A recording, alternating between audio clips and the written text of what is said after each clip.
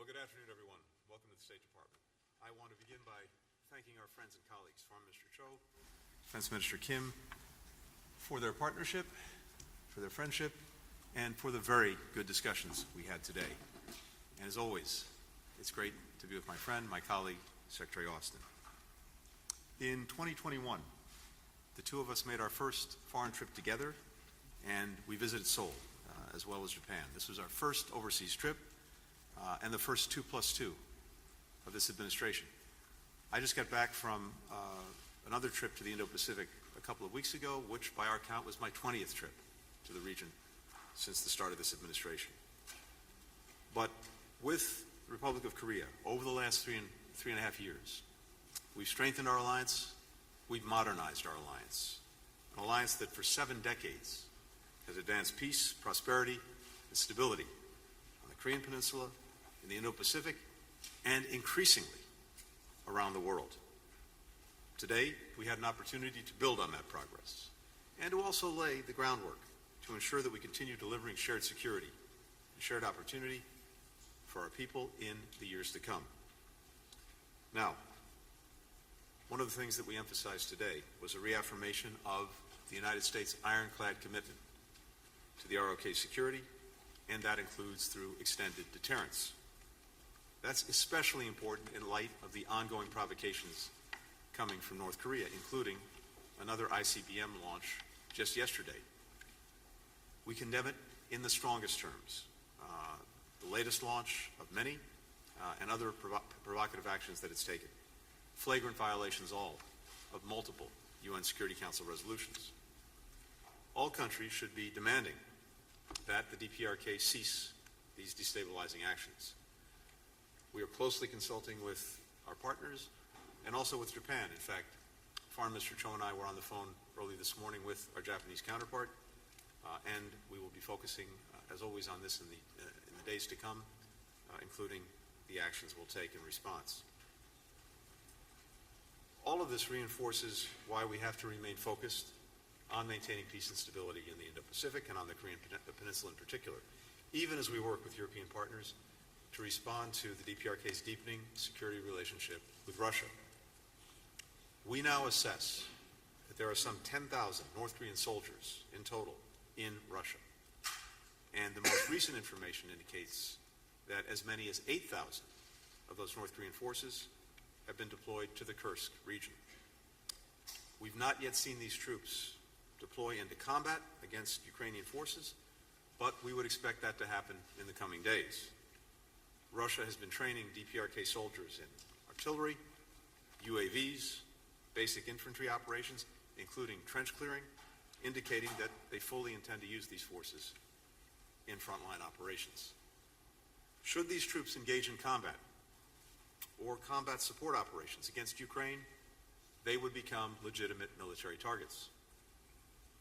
Now, one of the reasons that Russia is turning to these North Korean troops is that it's desperate. Putin has been throwing more and more Russians into a meat grinder of his own making in Ukraine. Now, he's turning to North Korean troops, and that is a clear sign of weakness. Russia's been suffering some 1,200 casualties a day in the east, more than at any other time during the war. And with the deployment of these North Korean troops to Russia and now to the front lines, this is the first time in 100 years that Russia has invited foreign troops into its country. Our two sides today discussed a range of options in response, and we're closely coordinating with allies and partners, particularly our European partners. We're continuing to serve security assistance to Ukraine, the United States, and we'll announce more in the coming days. What we're also seeing underscores the indivisibility of security between the Indo-Pacific and Euro-Atlantic theaters, something that is clearer and clearer to all of our allies and partners in both Europe and the Indo-Pacific. It's reflected in South Korea's growing partnership with NATO, as well as its support for Ukraine, providing generators, humanitarian assistance, and we've discussed what more the Republic of Korea may do in the future. But in all of the conversations that I've been having with partners in both Europe and the Indo-Pacific, increasingly, we see a focus on the indivisibility of the security. With regard to China, we discussed the need to responsibly manage our competition with the People's Republic of China. We agreed that China should do more to curb the DPRK's provocative actions and to stop support for Russia's defense industrial base, which is helping to perpetuate the conflict and the aggression by Russia in Ukraine. In the face of China's unlawful maritime claims in South China Seas, we remain committed to upholding freedom of navigation and freedom of overflight. We also underscored the importance of maintaining peace and stability across the Taiwan Strait. Even as we address these security challenges, we're also working together to expand our economic cooperation in ways that are having clear, direct, and powerful benefits for people in both of our countries. South Korea is now America's #1 source of foreign direct investment. And this is really worth reflecting on, because foreign direct investment may be the best measure of trust and confidence, because you don't make these investments unless you believe in the future of the country that you're making the investments in. So it's a powerful gauge of the confidence that South Korea has in the United States. And more broadly, we are the #1 recipient of foreign direct investment in the world. Again, a very powerful indicator of the way the world sees the United States. Thanks to the CHIPS and Science Act, thanks to the IRA, since 2021, Korea's companies have pledged to invest $140 billion in the United States, and that will help create some 100,000 jobs. And those jobs will be in the industries of the future. We're now Korea's second largest investor. Together, we're advancing a shared economic vision for the Indo-Pacific and actually for the world. These goals are bolstered by growing trilateral cooperation with Japan, building on the historic Camp David summit that President Biden convened and hosted. And we look forward to another trilateral summit at the earliest opportunity. I mentioned at the start that Korea is increasingly a powerful and consequential leader around the world, a global pivotal state. It hosted the Summit for Democracy in March. We look forward to Korea hosting APEC next year. And together, we are working to uphold the rules-based international order, the UN, right now in the Security Council, where Korea is a member. Our alliance is continuing to do what it does best, which is deliver real results for our people, real benefits for Americans and for Koreans, and we're grateful for the strong bipartisan support that we enjoy in Congress for the alliance. President Yoon has said that the United States and Korea are marching together toward the future. Today, it's another reflection of the work that we're doing together, the fact that we are joined together in building a better, more secure, more prosperous future for all of our people. Thank you. Lloyd. Mr. Cho. Oh, Minister Cho, you're right. Thank you. Thank you, Tony. Tae-yul. 먼저 오늘 제2차 한미 외교국방장관 회의를 First of 주최하고 all, I would like to 우리 extend 대표단을 my sincere 따뜻하게 gratitude 환대해 to Secretaries 블링컨 Blinken and 국무장관과 Austin 오스틴 for 국방장관님께 co-hosting 감사의 the 말씀을 6th 드립니다. ROK U.S. Foreign and 지정학적 Defense Ministers 대전환기를 meeting 맞아 today and warmly 지역 및 welcoming the 글로벌 Korean 안보 위협이 delegation. 갈수록 In this time 심화되고 of 있는 geopolitical 엄중한 안보 transformation 상황 where 속에서 regional and global 양국의 security threats are 외교국방장관이 ever 함께 모여 increasing, 공동의 causing 대응 방안을 grave 논의한 security 것은 landscape, 매우 our two 의미 nations' 있고 foreign and defense 시의적절한 ministers have come 것이었다고 together 생각합니다. and discussed joint 우리는 오늘 responses, 회의에서 which was an 한반도 extremely 문제와 meaningful and 동맹 timely 강화 endeavor. 방안 그리고 In 지역 today's 및 meeting, we 글로벌 이슈에 addressed 관해 the Korean Peninsula 포괄적이고 matters, 심도 ways 있는 to 협의를 strengthen 갖고 the 이를 alliance, 토대로 as well as 공동 regional 성명에 and global issues 합의하였습니다. by having 특히 comprehensive and 최근 in-depth 북한의 러시아 discussions, 파병을 based on 포함한 which we 여부 agreed on a joint 군사협력이 statement. 다수의 The 유엔 안보리 결의에 DPRK's 대한 troops dispatch 명백한 included 위반임을 its military 재확인하고 cooperation with Russia 가장 is a 강력한 clear 언어로 violation of the 이를 UN Security 규탄하였으며 Council resolutions. 북한군 파병을 Reaffirming this, 포함한 we condemned it in the 일체의 불법 strongest language 군사협력을 possible and 즉각 called for an 중단할 immediate 것을 stop 강력히 to such 촉구하였습니다. dispatch and all other 북한군의 illegal 파병은 military 러시아의 cooperation. 불법 우크라이나 The 침략 DPRK's 전쟁을 troop 더욱 dispatch will further 지연시킬 뿐만 prolong 아니라 Russia's illegal war 한반도는 of 물론 aggression against 유럽 지역의 Ukraine 평화 and 안보에 place 대한 not only the 중대한 Korean 위협이라는 Peninsula 데 but also 견해를 Europe's 같이 하고 peace and security 향후 under 긴밀한 a 정보 grave 공유와 threat. 공조를 A 바탕으로 view that we share. 상황 전개에 Going 따른 forward, based on 필요한 대응 close information 조치를 sharing and 취해 나가기로 coordination, 합의하였습니다. as circumstances 우리는 evolve, we 북한의 agreed 완전한 비핵화 to take 목표를 necessary 재확인하고 measures accordingly. 북한의 We 지속적이고 reaffirmed the 불법적인 goal 미사일 of complete 도발과 denuclearization of the WMD 개발을 DPRK, 강력히 its ongoing 규탄하였습니다. illegal missile 특히 provocations and 우리는 nuclear 어제 and 북한의 WMD 장거리 development 탄도미사일 were strongly 발사가 condemned. 한반도와 Especially 국제사회의 평화와 the 안전에 심각한 DPRK's 위협이라 launch of a 유엔 안보리 long-range 결의에 missile 대한 yesterday 중대한 위반임을 was a 지적하고 grave 이를 violation of the 강력히 UN 비판하였습니다. Security Council resolutions 우리는 and 북한의 a threat 상습적인 to the 안보리 Korean 결의 Peninsula 위반 and the 행위에 world. 대북 제재 조치가 To address the 보다 DPRK's 강력하고 habitual 실효적으로 이행될 수 있도록 violations of the UN 국제사회의 Security Council 협력을 resolutions and 지속해 ensure strong and 나가기로 effective 하였습니다. enforcement of 이와 North 관련 Korean sanctions, 한미 양국은 we are resolved to 새로운 안보리 continue our 대북 제재 partnership 이행 with 감시 the international 메커니즘인 community 다국적 to 제재 ensure 모니터링 its 팀 nuclear and missile MSMT의 development 출범을 become not a 환영하고 strategic 국제사회의 대북 제재 이행을 asset, 계속 but a 견인하기 위해 liability to the 긴밀히 DPRK. 공조해 나가기로 Active 하였습니다. diplomatic endeavors will be 한미는 made to this end. 북한의 And 미사일이 also, our two 북한에게 countries 전략적 welcome the 자산이 launch 아니라 of a new 부채가 mechanism to 되도록 monitor the 계속 UNSC 적극적인 노력을 sanctions implementation 기울여 against the 나가기로 하였습니다. DPRK. The 우리는 multilateral 윤석열 sanctions 대통령의 monitoring 8.15 team. 통일 독트린에 대해서도 협의를 We also 가졌으며 had discussions on 미국은 President 자유, 평화, Yong-yeol's August 원형의 통일 15th 한반도 Unification 시대를 위한 Doctrine 윤 and for his 대통령의 vision 비전에 of 대한 realizing a 지지를 free, peaceful, and 재확인하였습니다. prosperous Korean peninsula 우리는 that 또한 will unify. 작년 The 4월 U.S. 윤 대통령 reiterated 국빈 its 방미 시 support. 발표된 Last 역사적인 April, 워싱턴 President 선언의 Yoon's 후속 state 조치를 visit to the 통해 U.S. 가일층 unveiled 강화된 the historic 확장 억제 Washington 협력을 Declaration. 기반으로 Its 핵 follow-up 기반 measures 동맹을 have further 흔들림 없이 strengthened extended 발전시켜 deterrence 나가기로 cooperation, 하였습니다. based on which we also 미국은 agreed to 한국에 대한 steadfastly 확고한 develop a 확장 억제 nuclear-based 공약을 alliance. 재확인하였으며 The U.S. reaffirmed its 한국은 한국에 unwavering 대한 extended 북한의 deterrence 어떠한 commitment 핵 to the 공격에 ROK. 대해서도 Any nuclear 즉각적이고 attacks on the ROK by the DPRK 결정적인 조치로 will be 대응할 met with a 것임을 swift, 분명히 overwhelming, 하였습니다. and decisive 우리는 response. 한미 We made it 상호방위 clear. 조약이 우주 We 사이버 영역에도 confirmed that the 적용됨을 ROK-US Mutual 확인하고 Defense Treaty 우주 사이버 extends to 공간에서의 space and 억제를 cyberspace 더욱 domains 강화해 as well. 나가기로 하였습니다. Deterrence in 또한 these areas will be 국방과학기술 further 및 bolstered 방산 as 협력을 we 강화해 agreed.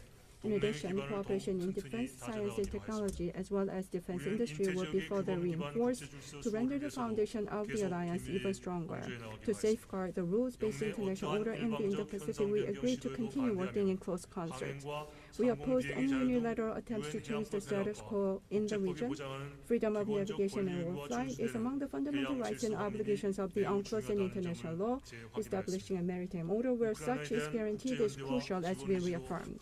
We also reiterated our commitment to international solidarity and support for Ukraine. Now, in its 71st year, the ROK-US alliance, rooted in democracy, human rights, rule of law, and other core shared values, and unwaveringly trusted by our people, remains stronger than ever. Sharing this view, we agreed to further broaden and deepen the alliance by convening regular ROK-US foreign and defense ministers meeting going forward.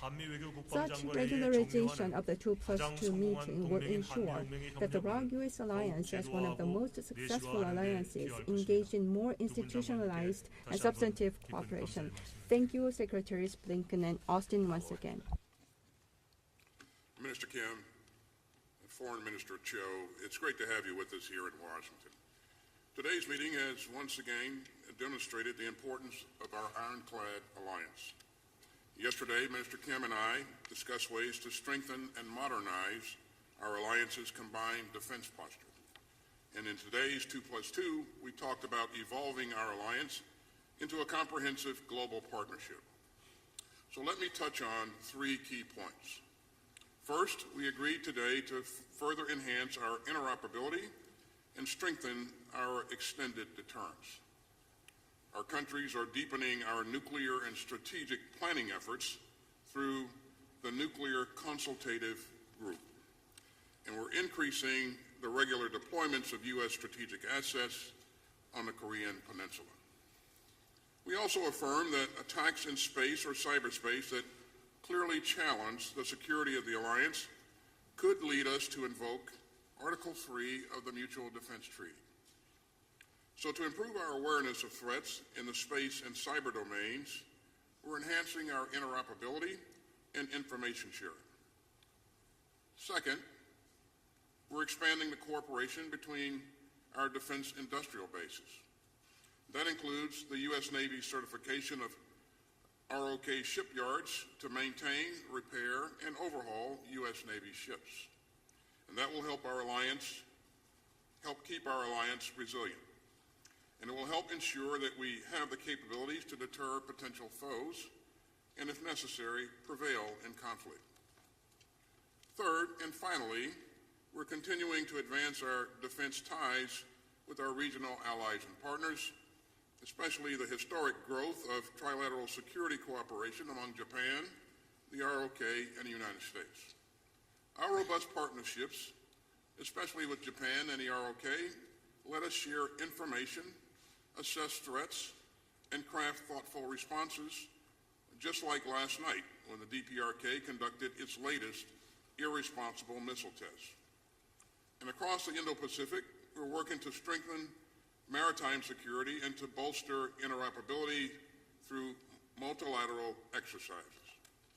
And we're helping to build up the capacity of our partner countries to tackle shared security challenges. We also recognize the profound links between Indo-Pacific security and Euro-Atlantic security. As you know, we now assess that North Korea has sent around 10,000 of its soldiers to train in eastern Russia. And as Secretary of State pointed out earlier, our most recent information indicates that about 8,000 of those DPRK soldiers are now in the Kursk Oblast. Now, we've not yet seen these soldiers deploy into combat against Ukraine's forces, but we expect that these North Korean soldiers will join the fight against Ukraine in the coming days. Our assessment is that Putin's forces have trained these North Korean soldiers in artillery operations, UAV operations, and basic infantry operations, including trench clearing. The Kremlin has also provided these DPRK troops with Russian uniforms and equipment. And all of that strongly indicates that Russia intends to use these foreign forces in frontline operations in its war of choice against Ukraine. Make no mistake, if these North Korean troops engage in combat or combat support operations against Ukraine, they would make themselves legitimate military targets.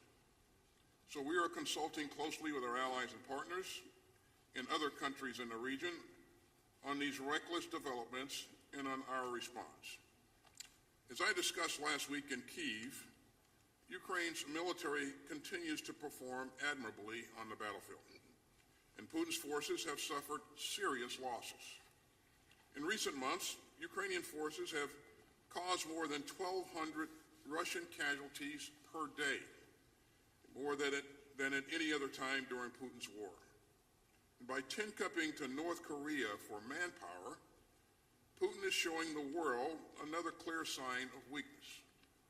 The Kremlin's North Korean gambit just underscores how badly Putin's war has gone and how much trouble he's in. This is the first time in more than a century that Russia has welcomed foreign troops onto its own soil.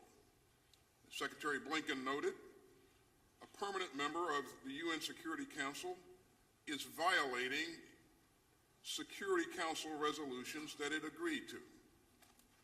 So at the direction of the President, the United States will continue to surge security assistance to Ukraine, and so will our allies and partners in the Ukraine Defense Contact Group. That includes artillery and air defense, armored vehicles, munitions, and other crucial capabilities. The United States will announce additional security assistance for Ukraine in the coming days. And in our meetings yesterday and today, we discussed with our ROK allies how we're going to work together with our allies and partners to respond to this dangerous and destabilizing escalation. We're also closely tracking other bullying by the DPRK, Russia, and the People's Republic of China. And that's why the United States and the ROK are working so closely with our partners to stand up to coercive, destabilizing actions in both the Indo-Pacific and the Euro-Atlantic. Our work together is central to ensuring peace and stability and to enhancing deterrence. Foreign Minister Cho and Minister Kim, thanks for your leadership and your commitment to this proud alliance. Minister Kim, over to you.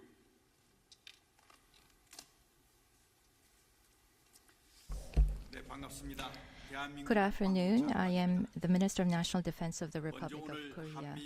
First, I'd like to thank Secretary of State Blinken and Secretary of Defense Austin for hosting the ROK Foreign and Defense Ministerial and for your warm reception of the Korean delegation. The international community today is faced with complex challenges which threaten peace and security, and we are in the most stern security environment since the Cold War. It is at this time that the ROK's foreign and defense ministers have gathered together to discuss ROK's alliance development and various issues on regional peace and security, which is very timely and significant. At the meeting, we agreed that the ROK alliance is the core pillar of peace, security, and prosperity of the Korean Peninsula and the Indo-Pacific region, and we agreed to strengthen cooperation as global comprehensive strategic alliance. On North Korea's ICBM launch yesterday, we denounced this with one voice and urged North Korea to abide by the UN Security Council resolutions. Also, on the escalating North Korean nuclear and missile threats, we agreed to continuously strengthen cooperation on deterrence and response. On North Korea's deployment of troops to Russia and illegal military cooperation with Russia, we denounced this with strong words and strongly urged the immediate withdrawal of North Korean troops. We have completed the joint guidelines in last July, and thus uplifting the ROK alliance into a nuclear-based alliance in name and in substance. We reconfirmed our common goal of the complete denuclearization of North Korea, and based on historic joint guidelines, we agreed to continuously strengthen the implementation of extended deterrence. The U.S. reconfirmed the strong commitment to use full-scope military capabilities to provide extended deterrence to the Republic of Korea. We confirmed that the scope of the Mutual Defense Treaty applies to space and cyber domains and agreed to strengthen cooperation in space and cyber domains.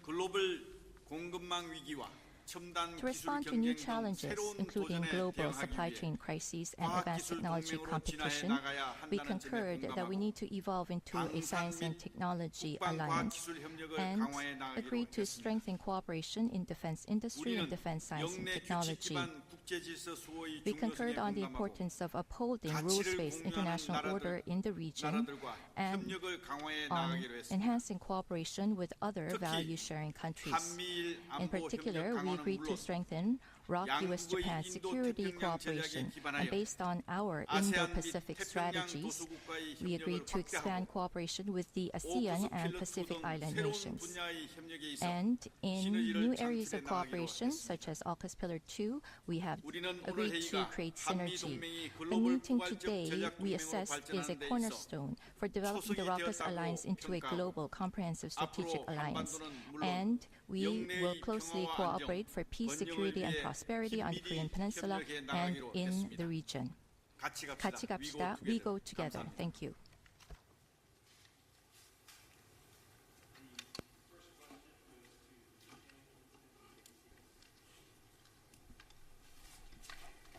Thank you very much. Now, my first question is for the four of you. You discussed the need for Beijing to do more to rein in North Korea's aggression, but so far, China has been largely silent on North Korea's deployment of troops to help Russia's war effort. What do you make of this silence? What do you want to see? What specific steps would you like to see happen next? And is now the time for South Korea to supply offensive arms to Ukraine? And then over to the Middle East, if I may, Secretary Austin, Secretary Blinken, do you see a Lebanon ceasefire deal coming together? Is that on the horizon? And then in Gaza, the U.S. has been pushing Israel for answers on that devastating strike in Bet Lahia for days now, to no avail. Also, the letter you sent to the Israeli government called for the creation of a new channel on civilian harm incidents by the end of this month. So far, it doesn't appear that has happened. Has anything changed on either of those fronts? And if not, how do you justify continuing to arm a foreign power that won't cooperate? Any more? I'm happy to start. As we said, I think each of us, and as we say collectively, we believe that the entire world should be insisting and demanding that the DPRK cease its provocative actions, both in terms of the repeated missile launches in violation of UN Security Council resolutions, and now also providing its troops for Russia's use in this war of aggression against Ukraine. And when it comes to China, as a member of the United Nations Security Council, we would and should expect no less. And we've had communications with China. In fact, we had a robust conversation just this week, and I think they know well the concerns that we have and the expectations that both in word and deed they'll use the influence that they have to work to curb these activities. So we'll see if they take action. But I think this is a demand signal that's coming not just from us, but from countries around the world that see what the DPRK is doing, both in the immediate region on the Korean Peninsula, but also what it's doing in Europe. Now, it's also very important to note that this is a two-way street between DPRK and Russia. We're seeing what DPRK is providing to Russia in terms of troops. We're very focused on and concerned about what Russia might be doing in order to enhance the DPRK's capacities, its military capacity. That, too, should be of real concern to China because it's profoundly destabilizing in the region. On Lebanon, let me just say that we are working very hard and making progress on reaching understandings of what would be required for the effective implementation of UN Security Council Resolution 1701. This would be the basis of a diplomatic resolution to the crisis. It's important to make sure that we have clarity, both from Lebanon and from Israel, about what would be required under 1701 to get its effective implementation. The withdrawal of Hezbollah forces from the border, the deployment of the Lebanese armed forces, the authorities under which they'd be acting, an appropriate enforcement mechanism. And I can tell you that based on my recent trip to the region, the work that's ongoing right now, we have made good progress on those understandings. We still have more work to do, but that's what's necessary to get us to a diplomatic resolution, including through a ceasefire.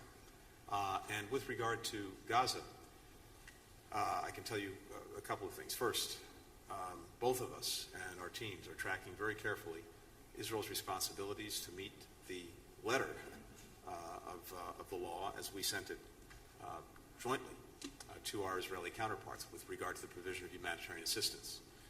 And there's been real progress, but insufficient, and we're working on a daily basis to make sure that Israel does what it must do to ensure that this assistance gets to people who need it inside of Gaza.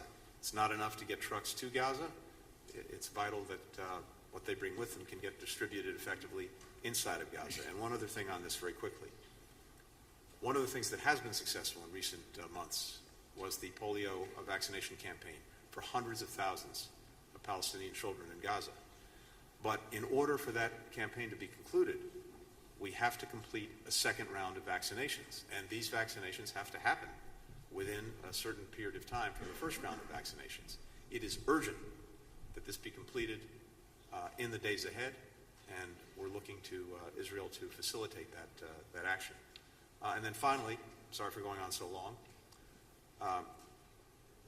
for many months Israel's made clear that the strategic objectives that it had in Gaza in making sure that October 7th and the horrors of October 7th could never happen again were the effective dismantlement of Hamas's military capacity, its organized military capacity, and the elimination of the leaders who were responsible for October 7th. So, both of those goals have been achieved.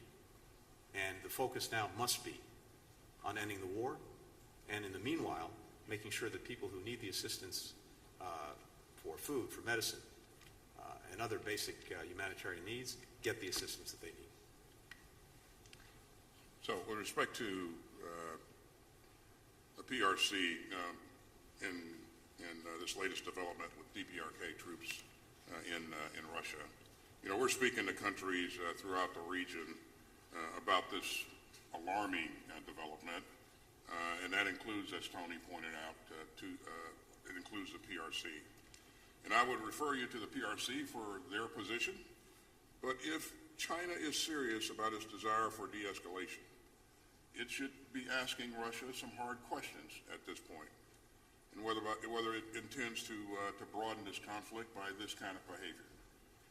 And so we'll continue to work with allies and partners and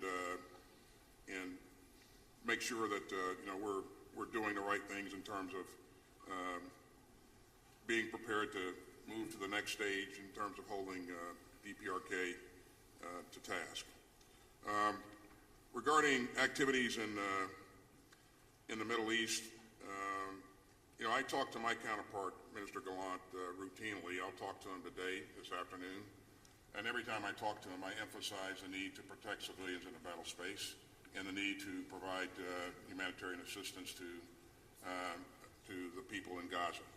And as Tony pointed out, they have made some progress recently. We want to see them do much more, and we'll continue to emphasize that as we engage in the future.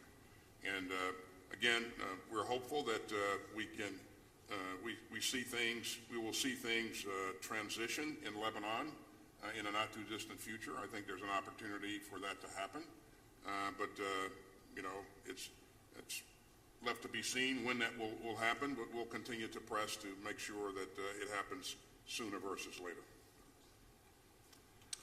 네, 지금 최근의 진전 상황에 대한 중국의 입장에 대해서 Regarding China's stance on the recent developments and what kind of measures that 지금 we will be 최근에 asking 러브 군사 협력과 for 또 towards China, 북한의 러시아 파병 문제에 대해서 concerning 중국은 the 상당히 military 대외 입장 표명에 cooperation 있어서 between 신중한 Russia and the DPRK 자세를 and 취하고 the troop 있습니다만 dispatch to Russia. 속으로는 상당히 China 불편한 has been 심정일 reticent 것으로 about 저희들은 making 추측을 하고 its 있습니다. position known, but I 중국이 believe 분명히 that 할 수 있는 역할이 it is 있다고 finding it 보기 때문에 very uncomfortable, the whole situation.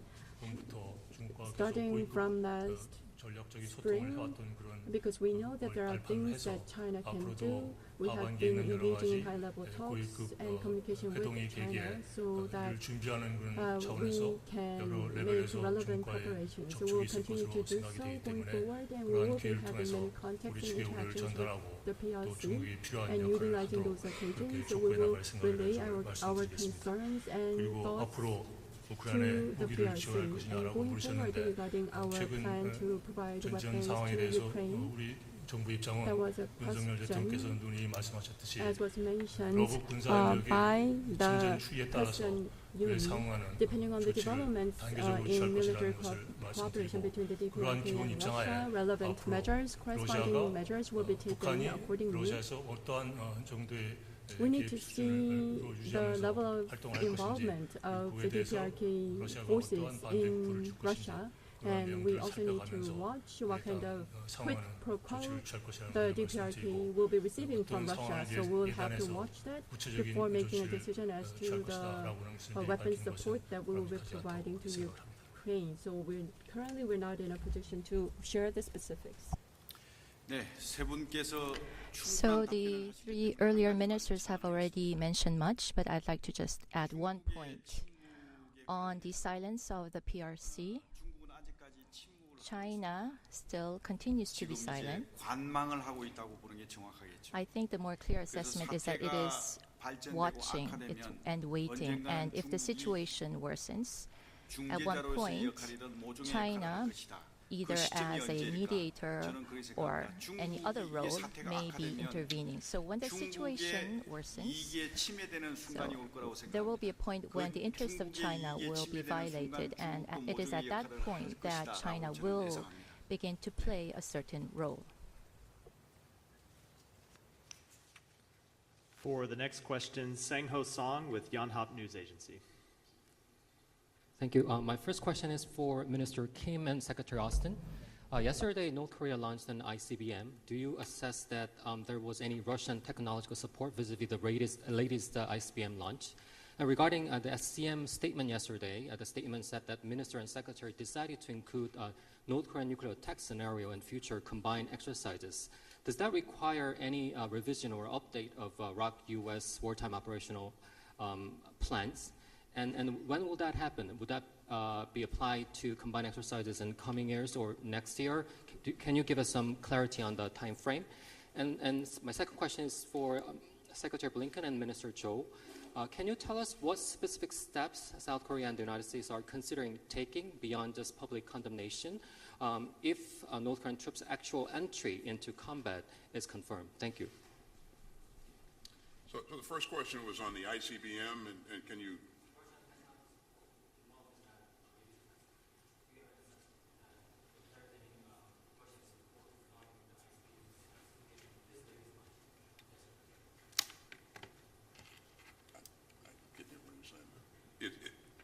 Do you have any assessment indicating that there was any Russian technological support regarding the ICBM launch this week? Thank you. At this point, it's very early in our assessment phase, and we don't see any indication at this point that there was Russian involvement. But again, we'll continue to work with our partners and our allies in the region to analyze this. But again, let me emphasize how irresponsible this behavior is, and we call upon the DPRK to cease and desist. It's potentially destabilizing, and again, it violates the UN UN sanctions. So, but to answer your question specifically, I don't see any Russian involvement. And your second question was?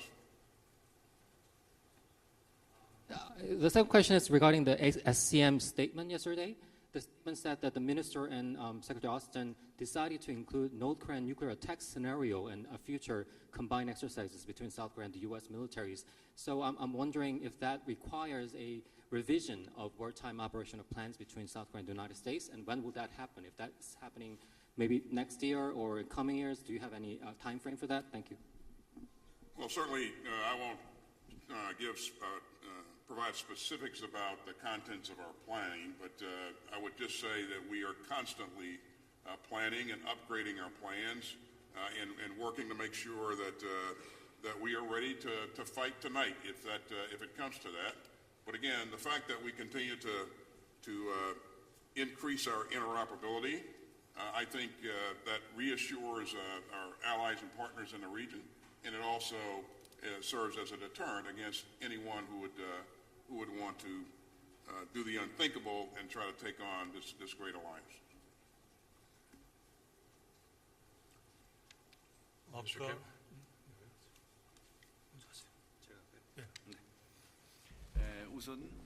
Firstly, on the first question, on North Korea's ICBM launch, was there a technical support from Russia? That has not been confirmed at the moment.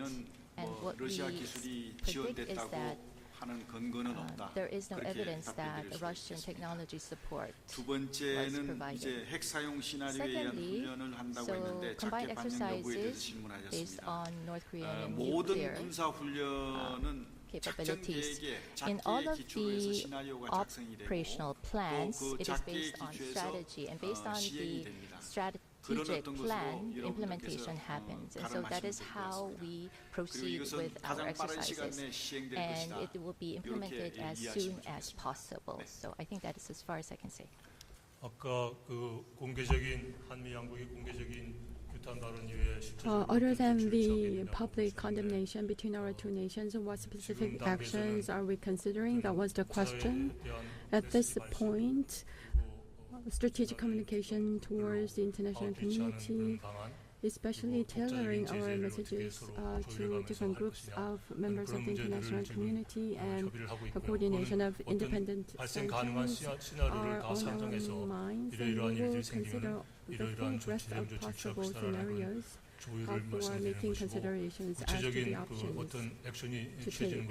Regarding the specific measures and actions to be taken, we'll have to see the specifics of military cooperation between the DPRK and Russia. Once that's confirmed, we will take actions accordingly. Yeah, and I can only reinforce what the Foreign Minister said. We'll, of course, consult closely with allies and partners should we see North Korean troops enter into combat. As both Lloyd and I have said, that makes them legitimate military targets, but we'll be consulting with allies and partners on any additional steps and any additional measures we may choose to take. For our part, for the United States, as I mentioned earlier, you'll be seeing additional security assistance heading in the direction of Ukraine very soon, to be announced in the coming days. And throughout these months, we will be with more than 50 countries continuing to strengthen and build support for Ukraine's defense with everything that it needs to effectively defend itself, as well as continuing to put pressure on Russia and to deal in many other ways with the ongoing aggression. For the next question, Noah Robertson with Defense.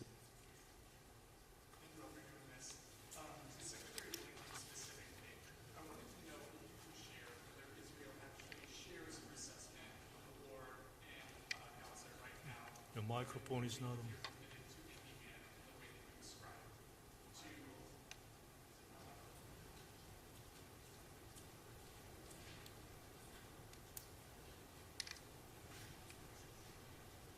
Can you hear me?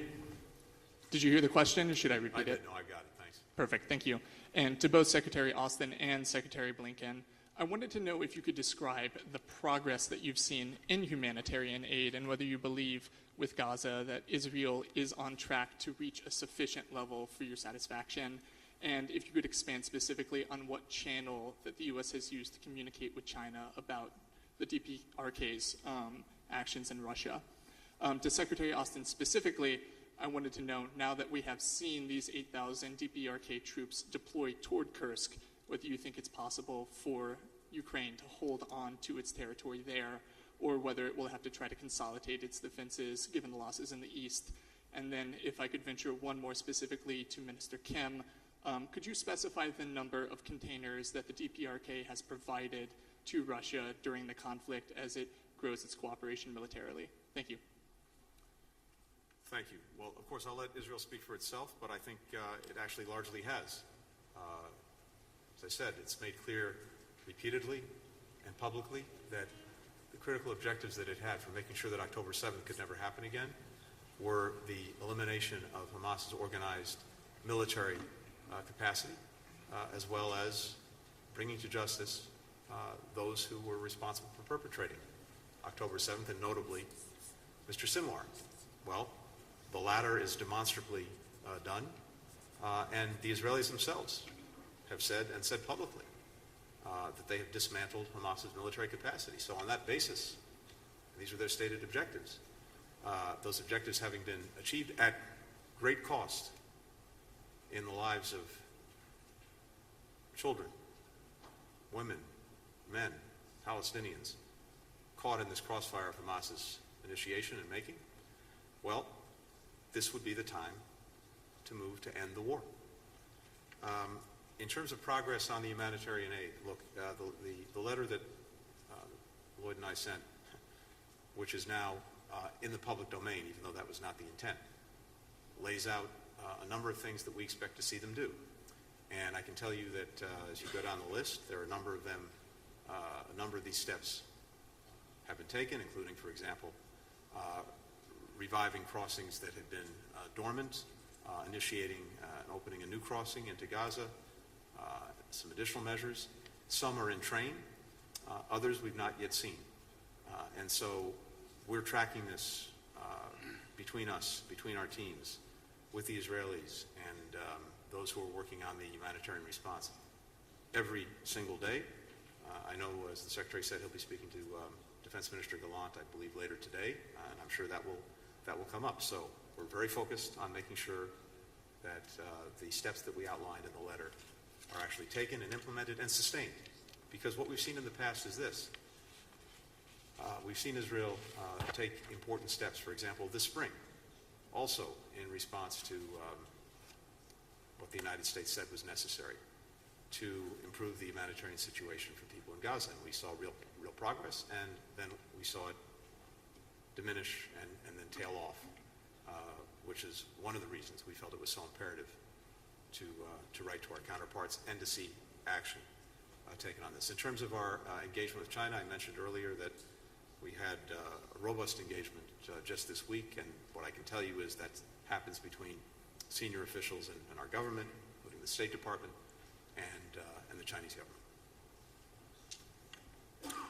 Regarding progress with respect to the delivery of humanitarian assistance, I agree with what Tony has said. We are seeing progress, and we'll continue to watch this on a daily basis, and I'll continue to engage my counterpart and encourage him to pick up the pace. More crossings being opened, more humanitarian assistance going in.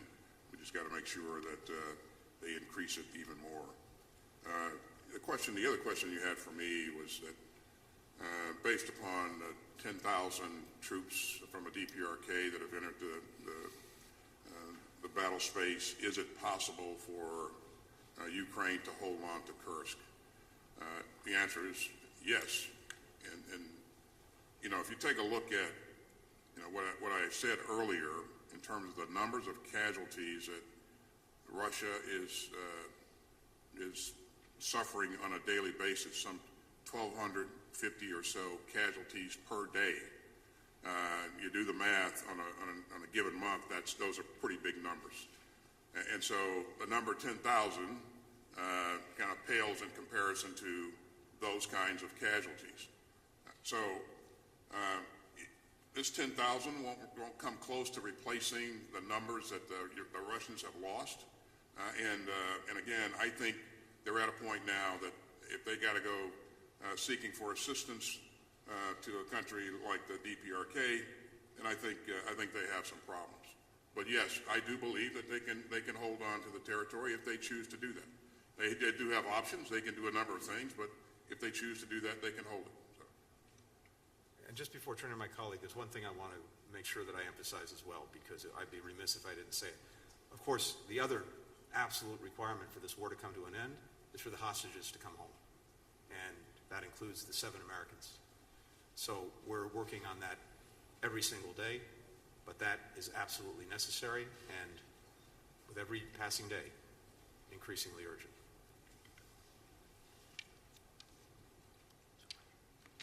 네, 그 북한이 러시아에 On 지원한 그 North 포탄은 Korea's 수백만 발 munition support 정도로 to 생각하시면 Russia, 되겠습니다. it 이 will be 수백만 in the 발이 hundreds 100만 of 발, thousands. 100만 발, 200만 발이 아니고 It's not 1 million or 1000만 2 발에 million, 가까운 but it's 수백만 close 발로 to 이해하시면 되겠습니다. tens of millions 그리고 of 미사일은 한 munitions, 1000여 발 and 정도 missiles will be about 현재 1,000. 지원된 것으로 파악하고 Over 있습니다. 1,000 missiles have been provided. And for the final question, Min-Suk Lee with Chosun Ilbo. Thank you. My first question is to Secretary Austin. Has there been any new U.S. intelligence or assessment of what Russia might offer North Korea in exchange for deploying over 10,000 troops, whether in the form of military aid, advanced weapons technology, or economic support? And to Secretary Blinken, as DPRK's nuclear and missile programs have become increasingly advanced, U.S. officials have been mentioning the interim steps to engage with North Korea, which raised some speculations about whether the U.S. is poised to employ a policy shift. There was no phrase denuclearization in the joint statement released yesterday after the SCM. So is the U.S. moving the focus of its diplomacy from the pursuit of complete denuclearization of the North Korea to one of deterrence? Thanks. 다음은 조태열 장관님, 김용현 장관 두 분께 공통적으로 Next, my 드리는 question 질문입니다. is for Ministers 김 Kim 장관님은 Yong-hyun and 전날 Cho SCM 회견에서 Tae-yul. 북한이 러시아의 Minister 전술 Kim, 핵무기 및 yesterday, ICBM 고도화, you talked about 원자력 enhancement 잠수함 of 등 첨단 군사 ICBM 기술을 요구할 가능성이 높다고 there's a 하셨습니다. possibility that North 이런 Korea 정황이나 asking for 움직임이 advanced 실제로 technology from 포착되는 게 Russia. And so, do you 있는지요? have any signs that 그리고 this 이런 is actually happening? 우려가 가시화될 And 경우 if 우리 this 정부는 어떤 concern 대응을 is 하고 있는지, visualized, comes to 그리고 이를 막기 fruition, 위한 방안은 what 어떤 will the 것들이 Korean 논의되고 government 있는지 do 말씀 as a 부탁드립니다. response? And what are the preventive measures that we can take? In terms of what the DPRK may be getting in return for its provision of 10,000 troops, that's unknown at this point, but as you look at things, you would guess that technology would be at the top of the list, and that's, again, one of those that and will be destabilizing depending on what kind of technology we're talking. DPRK stands a chance of gaining in this exchange here. This is something that we're going to have to continue to watch very, very closely. It will potentially embolden them to do more of the kinds of things that we've seen them do here recently, especially the kinds of things that we saw yesterday with the launch of an ICBM. And our policy remains what it has been and will remain, which is the complete denuclearization of the Korean Peninsula. 네. 러시아의 그 첨단 기술 On 이전과 Russian 관련해서 technology transfer to 아직까지는 North Korea, 사실로 as of 확인된 yet, 바는 없습니다. 다만 nothing has been 그렇게 할 confirmed. 가능성이 It has 있다 not 하는 been 가능성에 confirmed as 대한 a fact, 예측입니다. but we are just making 하지만 predictions about the possibility. 설사 그 러시아의 However, 첨단 기술이 북한에 if 이전된다 there 하더라도 will be a 우리 transfer 한미 of 동맹의 Russian 첨단 technology 기술과 to 능력으로 North Korea, we can overcome that 그렇게 이해하시면 through the advanced technology that the alliance has. 저는 그런 상황이 발생되지 않도록 억제하는 To 것이 무엇보다 deter 중요하다고 생각을 such 하고 situation, 지금 I believe 미국 국제사회와 긴밀히 our efforts in that 공조해서 regard is 여러 most 가지 important. 규탄 메시지도 In 발신하고 collaboration with the international community, we are engaged in strategic communication and coordinating independent sanctions. These activities have exactly that situation, deterrence of that situation in mind as the top priority. And once that's done, as to what kind of actions to be taken, I will have to repeat the principle that I've already told you about. Thank you. Thank you all.